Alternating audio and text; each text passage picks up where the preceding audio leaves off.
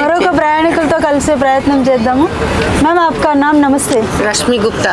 रश्मि गुप्ता. आप अपना परिवार से और फ्रेंड्स के साथ आए? जी, अपने हस्बैंड के साथ आए. ओके. कहाँ से आए? हम लोग दुमका से. दुमका से झारखंड. जी. कितने लोग आए झारखंड से? 6 जन. 6 जन आए. ओके. झारखंड से कैसे आए आपने? कौन सी ट्रेन से. ट्रेन से. जम्मू तवी ट्रेन से. ओके. कौन सा ट्रेन? जम्मू तवी. जम्मू का भी. हाँ, यहाँ से हम लोग दुमका से हम लोग गए यहाँ पे जसीडी से.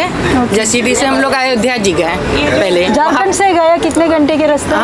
झारखंड से गया 10 घंटे. एक्सप्रेस. వీళ్ళు జార్ఖండ్ నుంచి గయాకి రావడానికి 10 గంటలు ఎక్స్ప్రెస్ ట్రైన్లో వచ్చారంట. సో అక్కడ వీళ్ళు ఎలాంటి ఏమైనా అవాంతరాలు ఎదుర్కొన్నారా, లేకపోతే అక్కడ రద్దీ ఎలాగుంది ఒకసారి వాళ్ళ మాటల్లోనే తెలుసుకుందాము. आपको कुछ तकलीफ हुआ? बहुत रद्दी है. कोई तकलीफ नहीं हुआ. 17 तारीख को ही आपने दर्शन किया? जी. ओके. कितने घंटे वहाँ पे थे आप? कहाँ? प्रयागराज में 24 घंटे वहाँ पे थे हम लोग. हाँ. नदी में कितने घंटे? नदी घंटे में 2-2.5 घंटे. 2-2.5 घंटे. ओके. और कपड़े बदलने का कुछ? कपड़े बदलने को वहाँ ऐसा कुछ नहीं है, लेकिन हाँ कपड़ा थोड़ा सा लगा के आदमी बदल रहे हैं वहाँ पे. नाव वाले ने. हाँ, नाव वाले में. हाँ, उन लोगों ने टेम्पररी अरेंज. हाँ, टेम्पररी. हाँ, क्योंकि वो पानी के ऊपर किसी तरह का कोई भी व्यवस्था नहीं कर सकते. लेकिन नाव वाले ने व्यवस्था दिया है कि वुमेन्स के जो अपना कपड़ा बदलेंगे घेर के थोड़ा सा. हाँ. पूरा इंफॉर्मेशन माइक में, कंप्यूटर इंफॉर्मेशन पूरा समझ में आएगा. मतलब अभी ट्रेन में कभी कभी पूरा अपने को समझ में ना, मतलब सुना ही नहीं देते. ट्रेन का अनाउंसमेंट किया तो खाली प्लेटफॉर्म नंबर हमको आया, समझ में आता. और ट्रेन का नंबर कोड. उसके बाद अगर उन लोग क्या बोल रहे हो वो ठीक से सुनाई भी नहीं देता. वहाँ पे ऐसा कुछ तकलीफ हुआ? नहीं, ऐसा कोई तकलीफ. व्यवस्था इतना अच्छा है. बहुत अच्छी व्यवस्था है कि हमारा जो यहाँ पर हम आए तो बिल्कुल सही काम. बहुत अच्छा लगा वहाँ स्नान करके. बहुत सोच समझ के करते हैं उन लोग. लगभग कितने लोग दर्शन किए थे उन लोग उस दिन? अभी तक उस दिन 17 तारीख हमारे अंदाज से 50 लाख तो हो गए. 50 लाख. शाही स्नान में तो करोड़ों 5 करोड़. अभी शाही स्नान का भी आने वाले जो शाही स्नान है उसमें भी करोड़ों पे ही आएंगे. 25 करोड़ का टारगेट है. 25. हाँ, मोदी जी बोल रहे थे 40 करोड़ 50 करोड़ का टारगेट है. 100 करोड़ का बंदोबस्त करके बोल रहे.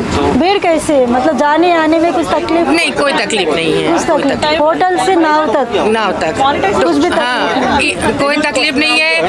वहाँ ई रिक्शा चलते हैं, उससे आप वहाँ तक जा सकती हैं. और फिर वहाँ से आप नाव लीजिए, बोट लेके आप वहाँ संगम के स्थल पर जाके वहाँ बोट पे एक पंडित जी रहते हैं, वो नारियल से पूजा करवा देते हैं. फिर उसके बाद वो गंगा में प्रवाहित करवाते हैं. फिर उसके बाद वहाँ हम लोग स्नान करके अपना पूजा करके फिर अपना कपड़ा चेंज करके फिर हम लोग अपने. ఓకే.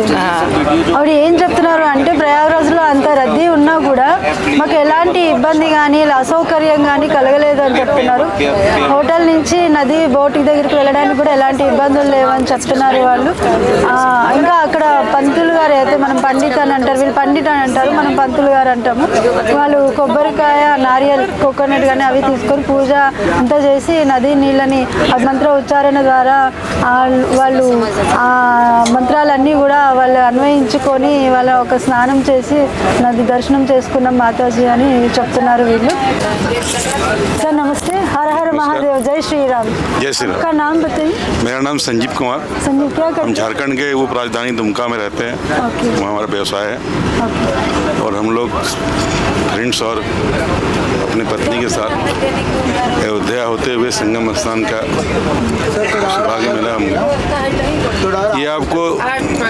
ये आपको जानना चाहिए कि ये संगम महाकुंभ सा बोल ही रहा है इस बार. इससे आगे जो सबसे बड़ी बात इसमें है, इस साल संगम के साथ ही साथ हम लोगों का राम मंदिर भी बना. इस संगम का सबसे बड़ा महत्व ये है. संगम तो हजारों साल से त्रिवेणी के पास हम लोगों का महाकुंभ लग रहा है. कुंभ होते रहा, 12 साल में होता है. 144 साल में महाकुंभ टाइम लगता है, लेकिन ये 500 साल या 500 वर्ष के बाद में पहली बार ऐसा हुआ है कि राम मंदिर भी है और कुंभ भी है। हम लोग इससे पहले 2 साल पहले आए थे अयोध्या राम मंदिर का, जब निर्माण चल रहा था। हम लोग सांकेतिक श्रमदान भी किए थे, पत्थर और खसाई होता था तो हम लोग किए थे। और आज जब राम मंदिर में हम लोग पहुँचे इस बार 18 तारीख को, तो लगा कि हाँ हम लोग भारत में हैं। एक जो कलंक था भारत में। कितना दूर है अयोध्या से संगम? अयोध्या से संगम की दूरी लगभग 160 किलोमीटर। हम लोग फिर वहाँ से कार से आए थे, लेकिन वहाँ जो राम मंदिर का भव्यता है अभी उसका तो 25% पार्टी बना है। जब वो पूरा राम मंदिर बन जाएगी तो ये भारत नहीं पूरा विश्व के सनातन प्रेमी या सनातन को मानने वाले, सनातन को जानने वाले के लिए गर्व नहीं, बहुत बड़ी बात है। गर्व तो छोटी बात हो गई, उससे भी बड़ी बात है। अभी आप जाएंगे, अगर आप लोग सनातन से संबंध रखते हैं, जाएंगे अयोध्या में तो आपको लगेगा कि हम हाँ वाकई भगवान हैं। और भगवान को पहले कैद किया गया था, उसको छोड़ा गया। जिस हम लोग रामायण महाभारत पढ़ते हैं कि कंस ने श्री कृष्ण को कैद किया था, उसकी माँ को कैद किया था, और सब फीलिंग होगा। ये 10 साल में जो सनातन का विकास हुआ भारत में, और बच्चा से लेके जवान, बच्चा, बूढ़ा, हर लोग ये समझ गए कि सनातन क्या होता है। और अन्य धर्म के लोग भी अब समझने लगे सनातन क्या होता है। हम लोग कुंभ में गए तो देखें विदेश से लोग, हमारे साथ ही जब हम लोग गंगा स्नान कर रहे थे, मेरे पास के नाव में ही कुछ फॉरेनर लोग भी स्नान कर रहे थे, कुछ इंडियन उनके साथ थे। उनको भी बड़ा उत्सुकता था कि गंगा क्या है, वही देखे प्रणाम कर रहे हैं। हो सके वो सनातन से नहीं संबंध रखते हो, लेकिन वो सनातन का आनंद ले रहे हैं। हम लोग के धर्म को अपनाना चाहते हैं। ये हमको बहुत अच्छा लगा कि लोग सनातन को समझे हैं, उसको एडॉप्ट कर रहे हैं, उसको जानना चाह रहे हैं। और फिर हम लोग अयोध्या स्नान करने के बाद फिर आ गए काशी विश्वनाथ, वहाँ भी दर्शन किए। तो एक जो ये त्रिकोण बना हुआ है ना, अयोध्या, प्रयाग और बनारस, ये असमंजस है। ये लोगों को समझना पड़ेगा कि क्या चीज़ है। और इस बार जो विशेष कुंभ का जो हमारे समझ से समझने की बात है, श्री राम जन्मभूमि का राम मंदिर, फिर आप कुंभ देखिए और फिर आप विश्वनाथ देखिए, तो सारा नज़ारा आपको लगेगा कि हाँ हम हैं। पृथ्वी क्या है, कैसा है, प्राणी क्या है, धर्म क्या है, सारा चीज़ समझ सकते हैं थोड़ा सा। ఇక్కడ ఆయన ఏం చెప్తున్నారు అంటే ఈయన వ్యక్తిగతంగా ఆయన profession RS furniture owner, founder and CEO అని చెప్తున్నారు. ఈయన అనుభవాలు ఎలా ఉన్నాయంటే ఆయన చెప్పడంలో వీళ్ళు అయోధ్యని కూడా దర్శించుకున్నారు, శ్రీరామ్ని ఒకటేసారి. తర్వాత ప్రయాగరాజు గంగామాత దర్శనం చేసుకొని అక్కడ నదీ స్నానం చేసామని చెప్తున్నారు. కానీ 10 సంవత్సరాలలో చాలా చాలా డెవలప్మెంట్, మొత్తం అభివృద్ధి చెందింది దేశం అని చెప్తున్నారు. చాలా గర్వంగా ఉంది మాకు, భారతదేశంలో ఉన్నాము మేము అని అర్థమవుతుంది.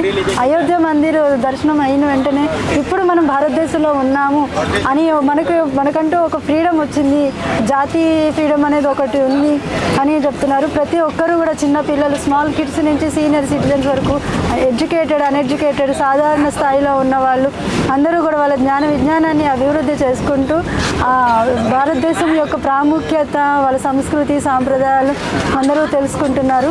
ఎవరికి వాళ్ళు ఇప్పుడు అన్వయించుకోవాలి. ప్రతి ఒక్కరూ కూడా పిల్ల పాపలతో ప్రతి ఒక్కరు ఆధ్యాత్మికత, స్పిరిచువల్ డివోషన్, దేశభక్తి అన్నీ కూడా మాట్లాడుకుంటున్నారు. చర్చాంశనీయంగా మారింది. ప్రతి ఒక్కరికి అన్ని విషయాలు ఇప్పుడు తెలుస్తున్నాయి నిజంగా అని చెప్తున్నారు. భారతదేశం విశ్వగురు అయినందుకు చాలా గర్వంగా ఉంది అని చెప్తున్నారు. ప్రతి ఒక్కరూ కూడా ఇట్లాంటి విషయాలు ఇంకా ఇంకా తెలుసుకుంటూ ముందుకు సాగాలి. ఈ భారతదేశంలో ఉన్న ఈ ప్రాముఖ్యతలు ఎంతో వైశిష్టత కలిగి ఉన్నాయి. శ్రీరామచంద్రుడు ఈ కొలువై ఉన్నాడు అని మాకు చాలా అంటే ఎలా అంటే ఒక ధైర్యంగా బ్రతకగలుగుతున్నాము మేము ఈ భారతదేశంలో అని చెప్తున్నారు. ఇంకా వాళ్ళ మాటల్లో ఇంకొంచెం తెలుసుకుందాము. రామ్ మందిర్ మే కైసా రద్దీ కైసే राम मंदिर में रद्दी कैसे, रश कैसे? राम मंदिर में काफ़ी रश था। और जिस तरह आप देखे, आप अगर कुछ स्पेशल टिकट्स, स्पेशल कोई टिकट्स नहीं था। वहाँ पर मंदिर प्रशासन, मंदिर मैनेजमेंट ऐसा व्यवस्था की है कि भीड़ पता भी नहीं चलता। जब हम दर्शन करने गए थे, हमारे समझ से कम से लाखों की भीड़ होगी, पर आपको पता नहीं, हम लोग का जिस तरह से क्यू सिस्टम वहाँ बना हुआ है, वो सिस्टम ये पता ही नहीं चला कि हम लोग राम मंदिर कब पहुँचे। समय लगा नॉर्मल दर्शन वैसा नहीं, नॉर्मल से ज़्यादा रस है और सभी की एक समान व्यवस्था है, कोई वीआईपी दर्शन की व्यवस्था नहीं है। ये बहुत अच्छी लगी। और जब आप राम मंदिर में प्रवेश करेंगे तो ऐसा व्यवस्था, चल नहीं सकते उसकी भी व्यवस्था है वहाँ पे। जो बुजुर्ग लोग हैं जो चलने एक भी स्पेशल दर्शन टिकट नहीं, कोई राम मंदिर में स्पेशल दर्शन की कोई जरूरत ही नहीं है, एक ही लाइन है। हाँ, जो बुजुर्ग हैं जो चलने में दिक्कत जिनको हो रहा है, कोई बीमारी है, उनके लिए वहाँ पर लोकल स्तर पर व्हील चेयर मिलता है, उसको हायर करके आप अपने पॉकेट से, वो उसके लिए प्रशासन अलग से क्यू बनाई है, जो आसानी से जाकर भगवान का दर्शन करके वापस वो लोग जो व्हील चेयर के चलाने वाले होते हैं वो ला देते हैं। बाकी जो चलने में सक्षम है उनके लिए एक ही लाइन है, तो धीरे धीरे क्यू सिस्टम से वो राम मंदिर के मुख्य द्वार में पहुँचकर कितना टाइम लगा आपको दर्शन करने? हम लोगों को लगभग 45 मिनट लगे। ఇక్కడ ఏం చెప్తున్నారు అంటే రామ్ మందిర్ ఎలా ఉంది అని వాళ్ళని అడుగుతుంటే, వాళ్ళు విచారిస్తే వాళ్ళు ఏమంటున్నారంటే రామ్ మందిర్లో లక్షల్లో జనాలు దర్శనానికి వచ్చారు, కానీ మాకు ఎలాంటి అవరోధాలు కానీ ఎలాంటి ఆలస్యం కానీ ఏం జరగలేదు. 45 నిమిషాల్లోనే మాకు దర్శనం, 45 మినిట్స్లోనే దర్శనం అయిందని చెప్తున్నారు వాళ్ళు. అంటే ఇక్కడ చెప్పుకోగలిగిన విషయం ఏంటి అని అంటే స్పెషల్ దర్శనాలు కానీ ఇంత సాధారణ క్యూ అని కానీ స్పెషల్ లైన్స్ కానీ స్పెషల్ టికెట్స్ కానీ అలా ఏమీ లేవు అని చెప్తున్నారు. अगर हमने अर्चना नहीं तो अभिषेकम आरती इसमें पार्टिसिपेट करना, मतलब क्या करना फिर वहाँ पे? अर्चना या कि विशेष पूजा के लिए आपको वहाँ पर राम मंदिर प्रशासन के द्वारा या राम मंदिर ट्रस्ट के द्वारा उसके लिए कुछ चार्जेज हैं जो आपको ट्रस्ट में देना पड़ता है, उसके लिए पर्ची लेनी पड़ती है, वो फिर मंदिर न्यास समिति उसको करवाती है। कुछ ऐसी भी पूजा पद्धति जिसको आप हायर डोनेशन दे करके आप खुद से भी कर सकते हैं। और नॉर्मल के दर्शन आरती दर्शन का एक टाइम है, अगर उस समय आप जाते हैं तो आरती दर्शन देख सकते हैं। आरती दर्शन के लिए कोई स्पेशल टिकट या कोई एंट्री नहीं है। अगर आप आरती दर्शन के टाइम जाते हैं तो अभिषेक के लिए तो हम पता नहीं कर पाए कि, लेकिन हम लोग के पास उतना समय भी नहीं था, लेकिन अभिषेक की व्यवस्था होगी। वैसा कुछ सुप्रभात सेवा है।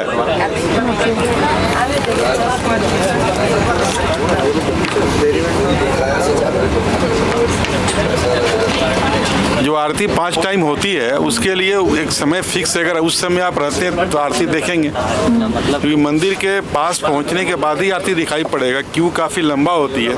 जो लोग फ्रंट में उस समय रहते हैं आरती दर्शन करते होंगे, बाकी जो पीछे हैं वो नहीं कर पाते।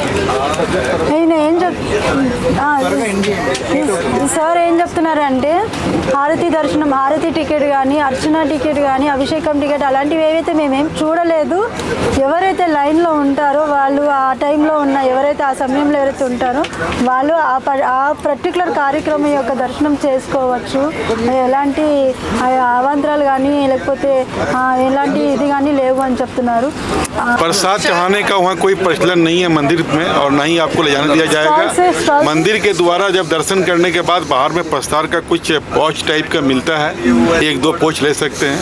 और जब दर्शन करके बाहर निकलेंगे तो वहाँ पर एक हम लोग दाएं साइड देखे सीता रसोई बोल के था, जहाँ पर खिचड़ी मिलता था, भोग का खिचड़ी मिलता था। वो शायद 3 टाइम वहाँ पर चलता है, सुबह, दोपहर और शाम को। तो ज़्यादातर लोग वो प्रसाद के लंच वगैरह अन्न प्रसाद, हाँ, अन्न प्रसाद खिचड़ी हम लोग बोलते हैं, चावल दाल से बनने वाला खिचड़ी होता है अन्न प्रसाद।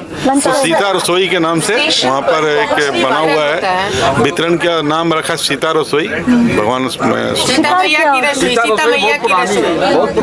उसी रसोई के नाम पर हम लोगों को वहाँ भोग के लिए क्या चीज रहता है? सीता रसोई, माँ सीता रसोई किचन, उसमें हम लोग को जहाँ से भोग का प्रसाद मिलता है वो 3 टाइम लगातार मिलता है। हर जो भी मंदिर प्रांगण में है कोई पैसा नहीं, कोई क्यू है, ऑनलाइन पर लग के आप लीजिए और ప్రాముఖ్యత ఏంటి అంటే అన్నదాన ప్రసాదాలు కూడా వడ్డింపు అనేది ఆరగింపు అన్నీ ఉంటాయి, కానీ అలాంటి టికెట్ కానీ టోకెన్ కానీ ప్రైజ్ కానీ ఎలాంటివి లేవు.